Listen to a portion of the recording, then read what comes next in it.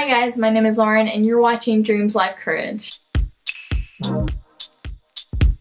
Today I decided to talk about my college experience. I just finished my first year at university, and I know a lot of you are probably quite anxious about starting your own freshman year at college, and it definitely gave me a lot of anxiety as well. So I thought this would be the perfect time to make this video, and also I would love to just be able to look back at this video and reflect on how my life throughout college changes throughout the years. I actually wore one of my college shirts today. I go to SMU, which stands for Southern Methodist University in Dallas, Texas. It's a small university in the heart of Dallas, and it's quite expensive to go to, but I think it's worth it, especially since SMU offers a lot of grants and scholarships. So if you're about to be a senior, I would definitely recommend checking it out. I absolutely love my university. But let's go ahead and get on to what my experience overall has been like this past year. So first off, I'm going to start with orientation, which for me lasted about a week. I'm in an organization that actually had a 3-day orientation. And then right after that, I had another orientation for all freshmen on campus. And before this, I was so anxious about this entire experience because I've gone to the same school throughout my entire life.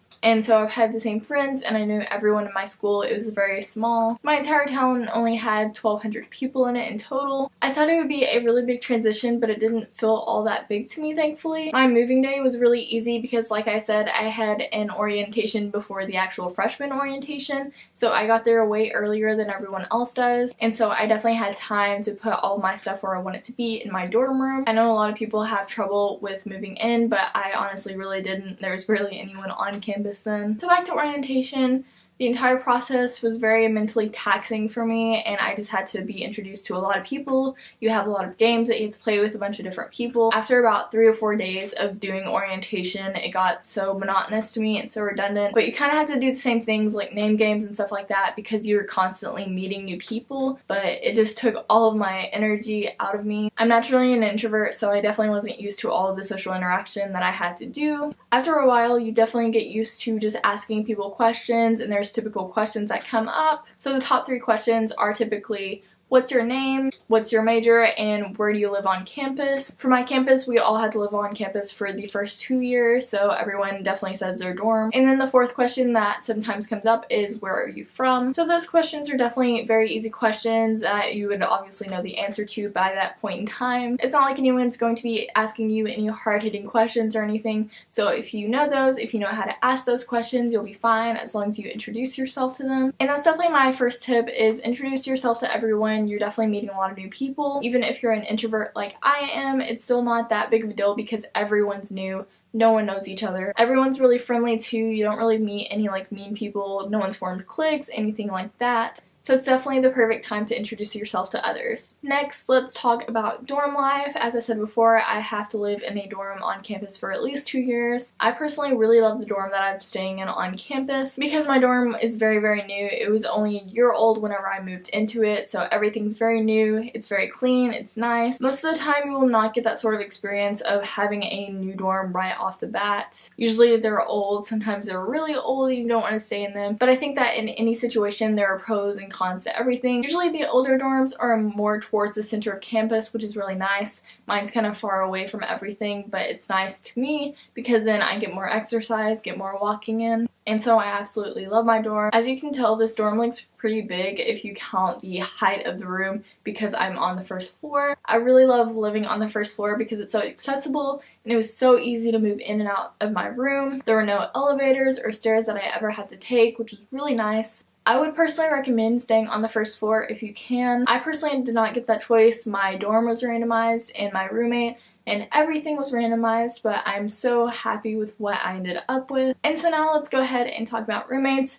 I only have one roommate because ours doesn't connect. It's not like a suite style or anything like that. I love my roommate. She's my best friend, and that's very, very rare for that to actually happen. Honestly, there are very slim chances of you ending up being best friends with your roommate. Usually you'll just more of coexist, and there's really nothing wrong with that. Definitely don't feel bad if you're not best friends off the bat with your roommate. My roommate and I have a whole lot in common, and if you want to see her, she's in some of my videos on my other channel. But she's really great, and I think that whoever you end up being with, even if you're not best friends, which you probably won't end up being, at least if you can coexist, then that's a good relationship to have. From the experiences of my friends, it's very rare to end up being best friends with your roommates. Plus, that could really hurt your relationship if you are friends and you do live together 24/7. But personally, myself and my roommate, we're just such laid-back people when it comes to the room, and we don't get onto each other and we're not bossy about anything. And so I think we just got paired up perfectly, but most of the time you definitely won't be like that. So just don't expect to be best friends with your roommate. My biggest tip for dorm living if you have a roommate is to make a roommate contract with them. Usually at your dorm floor meeting, they'll give out room contracts, but they don't always do that. So if they don't do that, then I would definitely recommend you print one out from like Pinterest or something like that, and you both fill it out together, because then at least you have like a loosely binding contract of what you can do and what you cannot do in your room. And so if you get into any arguments in the future, then you can always go back to that contract and see kind of what your rules for the two of you are. At first you might think that the contract is pointless, but later down the road maybe you'll need it and maybe it'll come up and maybe it won't at all. Never came up for me and my roommate, but you just never know, so I think it's a great thing to have anyways. And now let's move on to classes. The first class that you take will probably not be major specific for you. Instead, they'll probably be what the university curriculum is for all students, and so you need to complete certain pillars or things like that. Our system's really weird and complex, but we get academic advisors for every student, so that's really nice to have. But anyways, you'll need to fulfill those university curriculum, or UC as I call them, requirements. And so a really great way to do that is to combine them with things that are specific to your major if you can. Like first semester I had to take a statistics class, and so that really didn't pair up with anything within either of my majors. But sometimes you will be able to pair your major with your UC. So I definitely try your hardest to find credits that fit both your UC and your major. You can't always do that, but at least get your UC requirements out of the way as quick as you can. I've gotten most of my requirements out of the way, and you usually should have them all out of the way by sophomore year or by junior year at the latest. The rigor of classes will obviously be different depending on what major you're doing and also what school you go to. I'm double majoring in journalism and English, and I'm minoring in Latin. So sometimes my classes are really hard, sometimes they're really easy. It just kind of depends, but they're usually quite hard. For example, in high school, I did really well in English. I don't think that I ever made a B because English just really comes naturally to me, like whether it be spelling or grammar or actually writing essays. I usually do very well at them, so it's usually not a problem. But whenever it came to actual English classes, they are so difficult. It took up so much of my time just to study and read all the material. I had to read 11 novels just this past semester for English, but I love English and I want it to be a part of my life, and so I'm definitely willing to give up all my time for English. And that might sound ridiculous if you don't love English as much as I do, but sometimes you just have to be willing to give up your time for your major, and if you're not willing to do that, maybe reconsider what you choose to major in. I have 2 tips on classes. First off, definitely make sure that you take between 15 and 17 hours usually every semester. At least take 15 in case you need to drop a class. That way you'll still be a full-time student at 12 hours, but that's the limit. And also, it's okay if you need to drop a class. I dropped a class my first semester because I decided that I didn't want to major in this specific major, and so the class was completely pointless to me at that point, and the class was also super difficult as well, and I knew it would just stress me out my entire semester for no reason because I don't even need this class. So I just dropped that class, and it felt so weird at first because I've never like quit anything, but really it wasn't me quitting, it was me doing something that I actually need to do, something that's worthwhile for me and my majors and minor. And so in the end I ended up happier for it. So definitely don't feel like you have to take every single class if you feel like you can't handle the workload, or if it's just not something that will be very beneficial to you. Just definitely keep that in mind when you're choosing classes.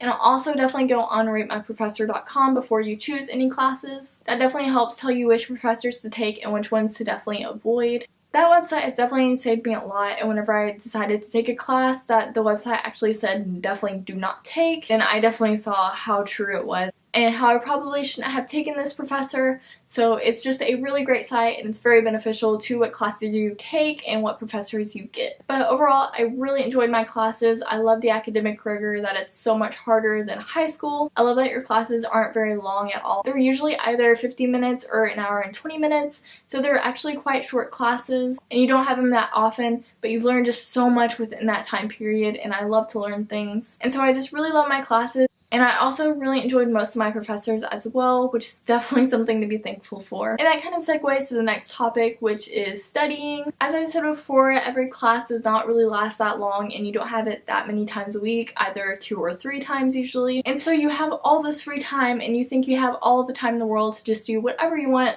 But no, really, you need to be spending that time studying. And one thing that has definitely gotten me through my freshman year and that's helped me so much is to have a planner and plan out every single thing that I have due. So obviously I put down test dates, I put down essay dates, and of course you put down your midterm and final dates as well. And then I go back from those dates to see how much time I need to study per class. And usually every Sunday I would plan out what I need to do that week and which day I need to do it on. I am very meticulous with this plan, but I honestly feel like this plan helps me so much and helps me to make sure that I'm studying as much as I need to be for each and every class. Within the first week or so, if you have a test or you have an essay to write, it's kind of hard to tell how much time and effort you need to put into those things. My college has a tutoring center, which I find to be very helpful. So then those are people who've actually taken that class and gotten an A in it, so they can definitely help you out throughout that class. But if you don't have that resource and you really have no one else to talk to about that class, then I would just say study as much as you can, work as hard as you can on that essay,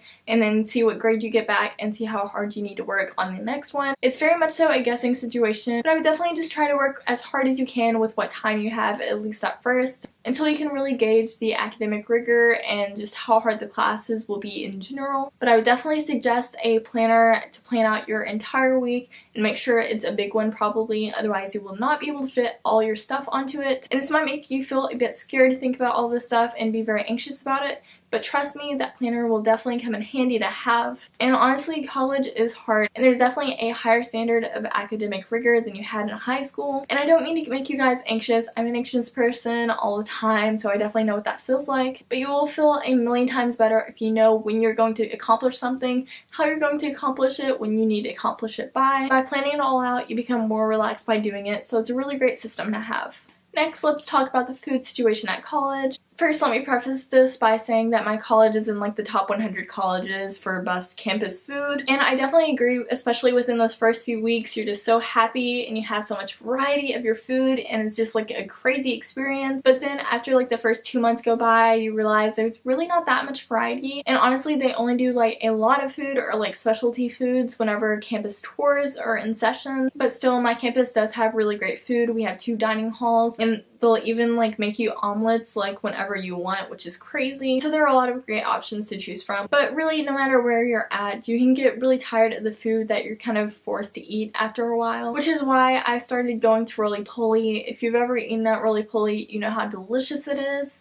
And it's also way healthier than campus food. There usually aren't that many like campus options that are healthier for you, except for salad, and there's definitely a lot more healthy options other than salad, so it's just kind of boring to just have salad as like your healthy option. So I went to Roly Poly so many times in the past year, which has definitely not been good for my bank account whatsoever, but Roly Poly is so good. It's always so fresh and healthy, and there aren't a lot open, so you probably haven't even heard of this place. But it's like Subway if it was healthy, if it was served in tortilla wraps, and all the ingredients were completely fresh. And it's just such a unique menu.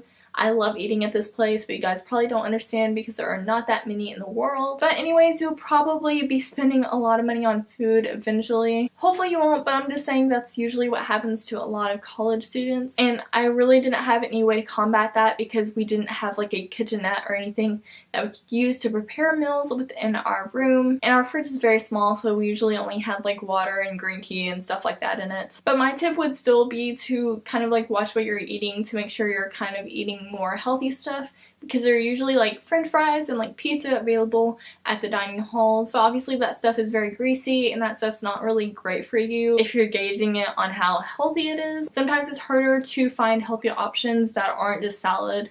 And I'm not just talking about weight loss, I'm just talking about having a healthier lifestyle, which I really strive toward, but it's so hard to do in a college setting when if you want to eat for free, you have to eat on campus. But I would just say to try to find some healthier options if you can, but you obviously can't always do that. I did not gain the freshman 15 as it's known, but really I think if you just watch what you eat and you only have like 3 meals and then 3 snacks per day, you really won't be bad at all. If you just keep eating as you did at home and you try to go for more healthy things, you really don't need to be worried about a freshman 15 at all. So now let's go ahead and move on to the social aspect of college. I did not rush in college, and I'm definitely not planning to. Rushing is whenever you're trying to join like sororities or fraternities. That usually happens within the first week of college. At my college, it happens at the beginning of second semester, but that's just really not my thing. As I said before, I'm an introvert, and I just don't really crave that sorority bonding experience. But I know it's for a lot of people, and a lot of people just recommend you rush to try out the experience. I have friends that have rushed, and so you just kind of have to gauge yourself on whether or not you want to be in that. Also, it usually costs a lot of money, especially at my university, so definitely be thinking about money-wise if you have enough for that sort of thing as well. But anyways, what I did do at college a lot was go to a lot of sports matches. So I went to like basketball and football and soccer and a lot of other different sports games, and those were really fun to go to. Even the football ones, our football team's not great, but it's just such a great experience.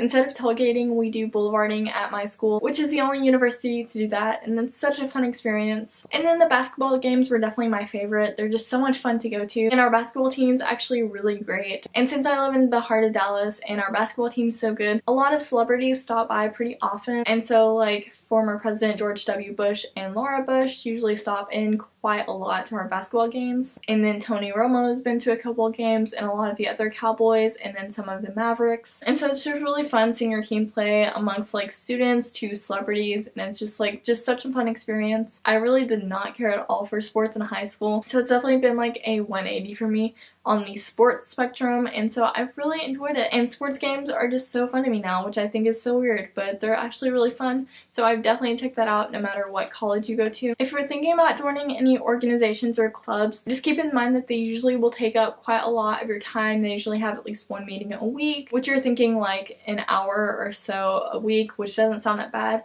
until you have like 3 midterms coming up and everything's going crazy and you need to make it to this meeting as well. And so clubs and organizations can definitely get in the way of like other things that you might want to be doing or that you need to be doing. So I'm just in some academic organizations that I was invited to be a part of that really don't take up very much of my time, and I would definitely recommend joining some clubs or at least trying them out, seeing what they're about. But for me, I didn't want to join any clubs for my first year just because of the workload and just trying to figure out college for the first year, but I'm definitely thinking about joining some for my sophomore year. If you're friends with your roommate or you have a single instead of a double, I would definitely recommend hosting like movie or game nights within your room. So I brought a lot of board games from home, so I would like invite my close-knit group of friends over and we'd all play board games for nights, or sometimes we might just all watch Netflix for like so many hours. But those have definitely been some of my favorite memories, just hanging out with my friends. It's just so much fun, and I just love that you're so close to your friends at all times, because I'm definitely very far away from my friends where I live. And so it's just such a great community aspect, and just being able to call them or text them and tell them to come over no matter like what time it is. It's just so much fun, and I just love that part of college. So that's basically all I have to say about my college experience for my freshman year. I would love to hear your thoughts down below on maybe what your freshman year was like, or if you have any other questions concerning your freshman year of college and what it might be like, or just any questions regarding that. Definitely ask those questions down below and I'll be sure to answer them. The number one thing is just to go into college with an open mind, to be open to people and ideas and just different ways of living, because that's such a large part of going to college and just exploring these different ideas so much different from your own. Also just having an open mind when it comes to learning new things. It's just such a fun experience. I love college so much, and I hope that you will as well. Thank you so much for watching, and I will see you next time.